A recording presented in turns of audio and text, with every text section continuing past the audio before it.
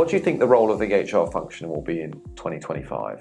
It's interesting. I've read quite a few articles. This is kind of the whole spectrum from it's going to be obsolete, we're going to be irrelevant, to it's really optimistic.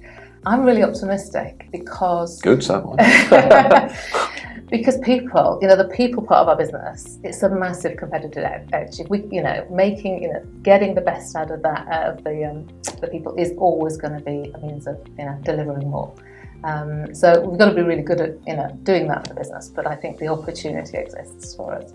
I think in terms of, what we need to do is we need to be really great at understanding the capabilities we need to build in order to do what the business wants to do. And I think getting really good at that is going to keep us relevant and getting even better than we are and doing it and following through. The second is, I think it's really important we create the environment for employees that actually we want them to do their best work with us. We want them to be the best that they can be.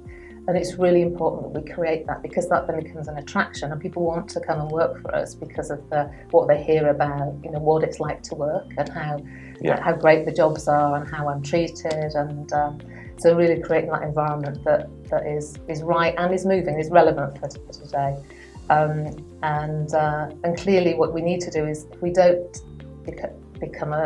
have the right focus as a function, we need to be super efficient. So our service centres need to be super efficient. Yeah. That's really important, because we need to create space for the strategic business partners and enable us to be able to invest across all of those pieces. And I guess some of the technology that we spoke about will take away some of the more repetitive aspects of HR by using technology and bots and stuff like that to, because let's be honest, most of the requests a service centre get, probably the same. So if you can automate some of that and free up resource to actually focus on stuff that's more strategic or more personal and actually helping develop that associate experience. Yes, and that's the journey we're on. Yeah, so we're doing, that's what the service centre is driving. It is really important. And I think in terms of what we need to do as a function, we've got to we have to invest in our skills. Yeah. Often it's sometimes it's the last thing that we think of, but we have to check to stay relevant. We've got to be the best we can be. So we've got to invest in skills. We've got to get comfortable with technology, and we've really got to make sure that we are role modelling the things that we're telling other functions to do. So we need to be evolving and developing ourselves. And if we've got cultural shifts or other things that we're trying to do, that we're part of that role model. So those are the three things that are really important to do. Great. Well, Julie, it's been great to have you on the show. How can listeners stay in touch with you? It's been great to have the conversation, so thank you. Thank you, David. People can get in contact with me through LinkedIn. And thanks for coming on the show. Thank you. Great, thank you.